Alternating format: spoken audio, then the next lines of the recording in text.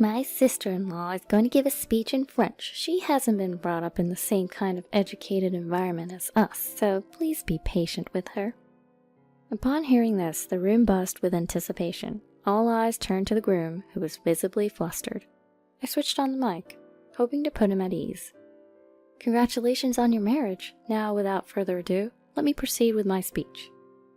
The room fell silent as I began, and out of the corner of my eye, I caught a fleeting glimpse of Emily's faint smile.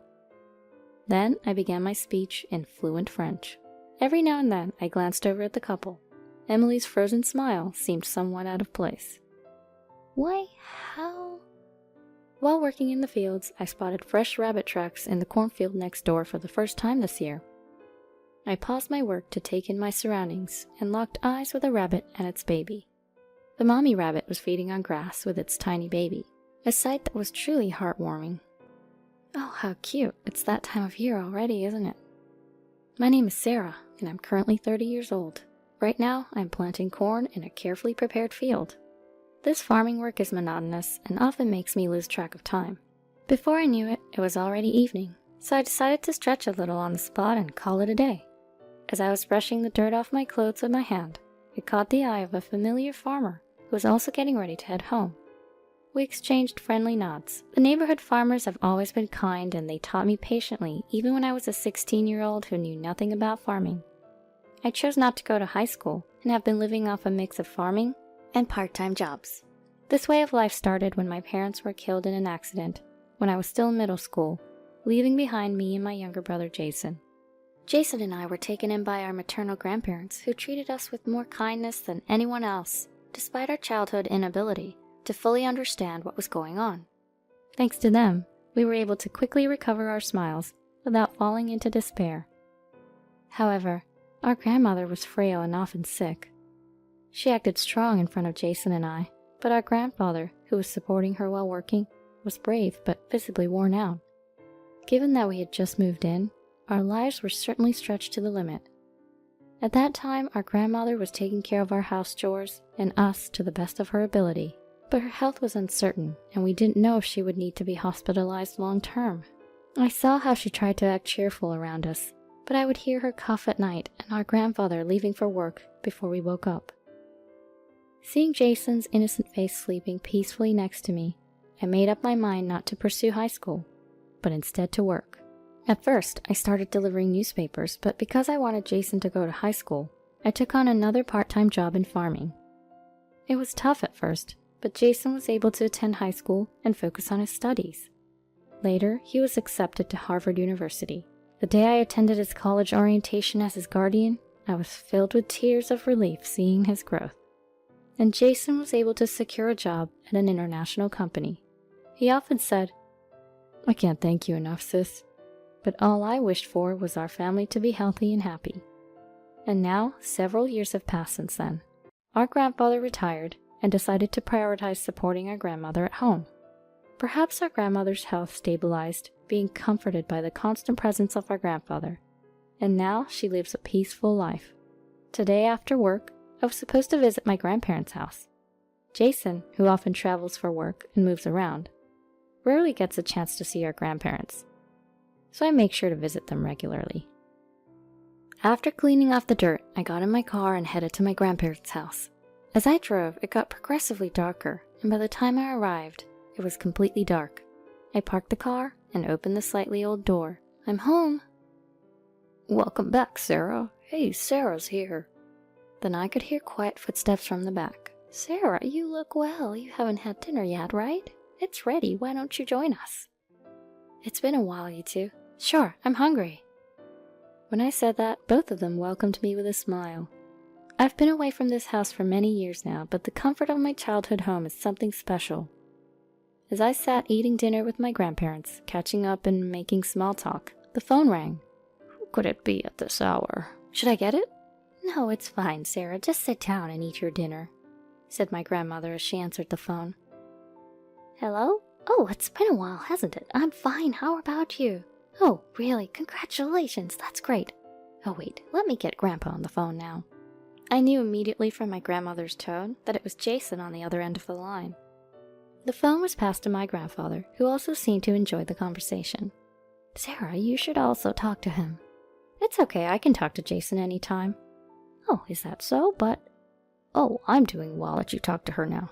Here, Sarah, it's Jason. With a happy look on his face, my grandfather held out the phone to me, leaving me with no choice but to take it. I'm okay, but... Hello? Sis, long time no see, how are you? Surprised by Jason's voice, louder and more energetic than I'd expected, I gasped a bit. Long time no see, Jason, I'm good. You startled me with your loud voice, but I'm glad you sound well. What? Am I loud? No way. Grandpa and Grandma just have poor hearing. As Jason said that, I couldn't help but smile, and let out a chuckle. That's so like you, Jason. So, you occasionally call like this, huh? Nah, it's been a while since I last called. I had something to tell you. Something to tell? Yeah, I've already told Grandpa and Grandma, but I'm headed overseas for work. What? That's amazing. So they chose you, Jason? Well, it's not that big of a deal, but you know, it's all thanks to you, sis. Thank you. What do you mean? It's all because you've worked hard, Jason. So was this call to tell me you won't be able to return home for a while? There's one more thing, actually. I'm getting married at the same time, too. What? Really? Congratulations, I'm so happy for you. I really wanted to introduce her to you sooner, but I've been too busy with work these past few years. That's why I had to tell you on the phone like this. That's alright. Being busy is a good thing. Thanks, sis. So my assignment is in Paris. I'll be living there for the foreseeable future. We're thinking of holding the wedding there, so come over with Grandpa and Grandma. I'll cover the travel expenses, of course. Paris? When I looked at my grandparents, they were beaming, perhaps happy for Jason. But I started to worry that taking the elderly couple on such a trip might be too much for them. Jason, I'd love to go, but taking these two... I know.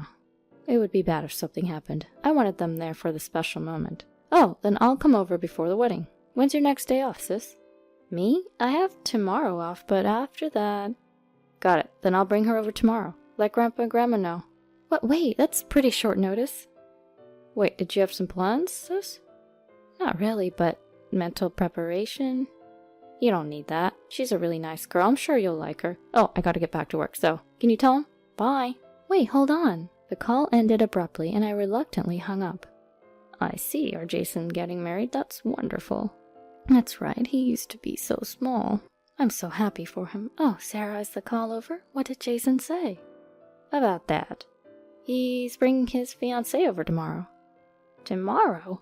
I explained to my surprised grandparents that I was worried about taking the elderly couple to an overseas wedding, and I guessed Jason wanted to meet them before his overseas assignment. I see. At our age, it's hard on the heart to fly. Indeed, but if we can see Jason again after so long, let's make a feast tomorrow. Jason has always been smart, but he's always been restless, always thinking on the run, so to speak. Well, it's good that he's found someone who can support him. Let's celebrate tomorrow. Then I'll come over early tomorrow and help with the cooking. With that, I started eating the remaining dinner that had been left untouched. The next day, despite being a habitual late riser, especially on days off, I woke up early and headed to my grandparents' house. Despite it only being midday, my grandparents were already busy preparing for the visitors.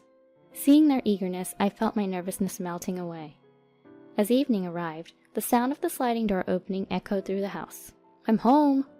Jason's vibrant voice was followed by a softer, reserved one. Hello there. As I went to greet them, I found my brother, whom I hadn't seen for a while, and a lovely lady standing there. Ah, sis, long time no see. Let me introduce you to the woman I'm going to marry. I'm Emily, nice to meet you. Oh, I'm Sarah, Jason's sister. It's so nice to meet you.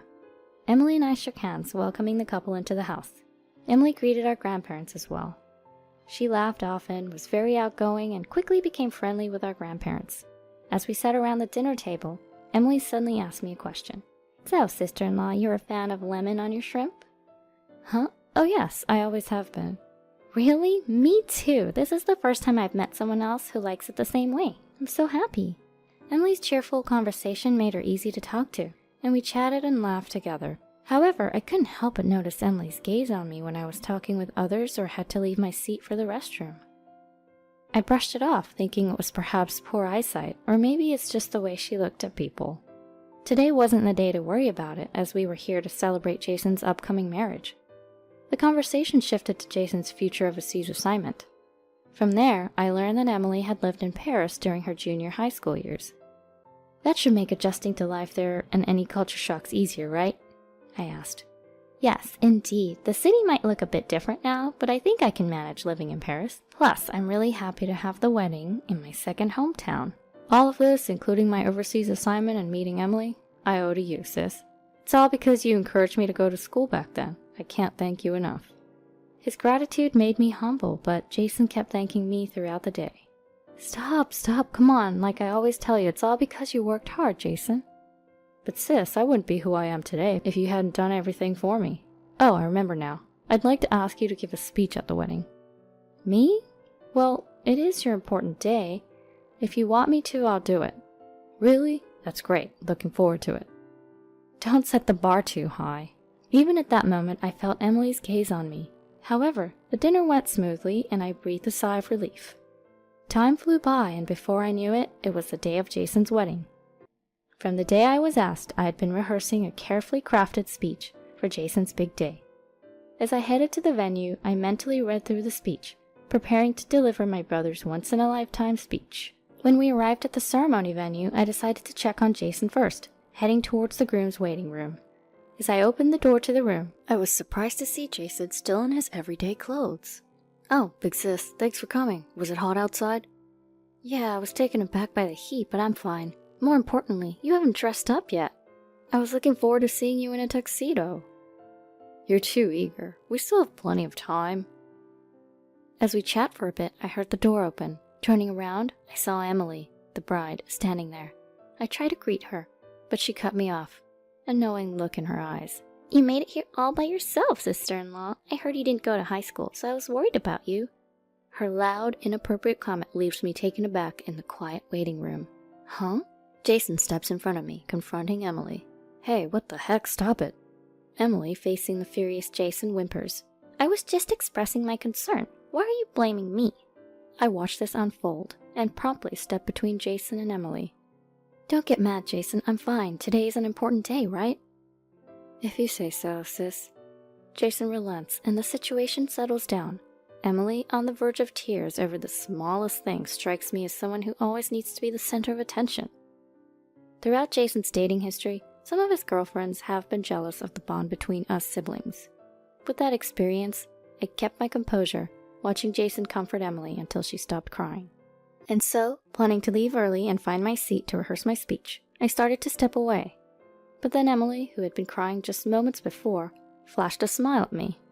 Oh, and please do your speech in French so everyone can understand it, okay? She giggled. I was left dumbfounded. No, sis, you don't have to do that. Emily, don't say such things. Jason chimed in. At that, Emily's face crumpled as if she were about to cry again. It's okay, Jason, I understand. I'll practice. I reassured her. Emily cracked a small, cunning smile, but I quickly left the scene.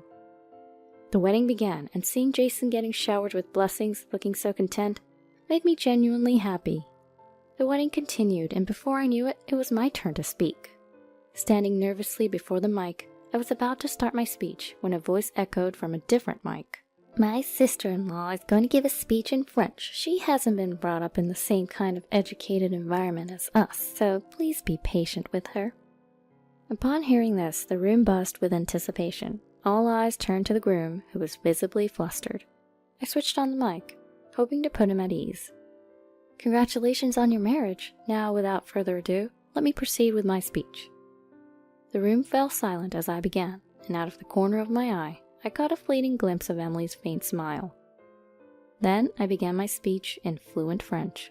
Every now and then I glanced over at the couple. Emily's frozen smile seemed somewhat out of place. Why, how? I actually once worked part-time in agriculture, and we hosted a French man 5 years older than me who was interning there. He was kind, always thoughtful, and I secretly had a crush on him. Looking back, it was my good youthful days. Wanting to deepen my friendship with him, despite the language barrier, I borrowed my friend's school French textbook and studied diligently. At first, our conversations were awkward, but at some point I became capable of casual conversation in French. As my jokes during the speech set the room roaring with laughter, I noticed Emily seemed completely lost. I figured she'd probably forgotten her French after so long abroad. On top of that, her 3 years of middle school abroad had taught her that unless you're keen on learning, you can get by with just gestures and vibes. Just as it's hard for a child to understand what adults talk about, it seemed unlikely Emily understood everything that was happening. As my speech drew to a close, I saw Jason, deeply moved, crying out loud. Beside him, Emily, clueless as to why Jason was crying. As I finished speaking, the room erupted into applause. Emily, who still had no clue what was happening, started clapping along. When I asked, "Was that okay?" in French, she fell silent, her face flushed with frustration. Seeing this, the crowd, guests included, clapped even more. As I was returning to my seat, I heard Emily's shrill voice. "Excuse me, isn't it time for me to change into my next outfit? Why do I know the schedule better than you all? Can't you do your job? Hurry up!" Perhaps she was irritated with me. Emily's tirade against the staff and her behavior towards everyone else remained terrible until the end, but somehow the wedding concluded without a hitch. Back home in Louisiana, I showed my grandparents the wedding photos and videos. They were thrilled, and even now, months later, they sometimes look back at them, shedding tears of joy. Meanwhile, Jason, who'd moved abroad, started calling more often than before, and the bond between us siblings grew stronger. According to him, many of the guests at the wedding had seen Emily's malicious behavior and arrogant attitude towards me and had grown to despise her. Emily's reputation that she'd built up over the years took a nosedive, and her friends began to drift away. Then, Emily started blaming Jason for everything, crying, throwing tantrums, and worst of all, she started to verbally abuse Jason on a regular basis. Having lost all hope for Emily, Jason was now working on a divorce. A few months later, as usual, I went to see my grandparents, had dinner with them, and the three of us were chatting about recent happenings. Suddenly, the sound of the front door opening resonated, followed by a, "I'm home." I quickly ran to the door. "What, Jason? Why are you not in Paris?" "Oh, sis, you're here too. Perfect timing. And seriously, even if this place is in the middle of nowhere, you should keep the doors locked." "Oh, Jason, welcome back. Paris? Are you done over there?" "No, I'm still living in Paris, but I had a business trip to New Orleans, so I decided to swing by." "Oh, that smells good. I'm hungry." "Well, then come over here and eat, Jason. Guess what? Jason's back!" Seeing Jason for the first time in a while, my grandparents were happy. Their voices naturally rising, and they surrounded the hungry Jason with flying conversations. Amidst all this, I was worried about this think of the run type of Jason. "Jason, it's totally fine that you suddenly came back, but are you okay with your own family matters?" Startled by my somewhat loud voice, Jason flinched, but immediately turned towards me, straightening his posture a bit. "Sis, about that, actually the divorce has been finalized, so I wanted to tell you that in person. I'm really sorry for causing you distress. You've always been there for me, and I didn't mean for this to hurt you. I'm sorry." "Well, if that's the case, you don't have to be so formal about it. It's all in the past now." "No, but I hurt you too, sis. I'm really sorry." After that, Jason insisted that he was fully responsible for making me feel bad. Then, with a voice on the brink of tears, Jason said that even my decision not to pursue higher education was initially his fault, and he kept apologizing over and over again. Seeing this, I gently put my hand on Jason's shoulder, speaking to him softly. "Jason, that incident wasn't your fault. Don't worry about it anymore. I'm not bothered by it anymore either," I assured him. I saw a look in his eyes that suggested he still had something to say, so I quickly added, "Going out into society earlier than others has taught me a lot. I've met wonderful people and I've experienced many happy moments. And now, being able to be here with my family, I consider myself very fortunate." Upon hearing this, Jason, with tears welling up in his eyes, muttered, "You're really the best, sis."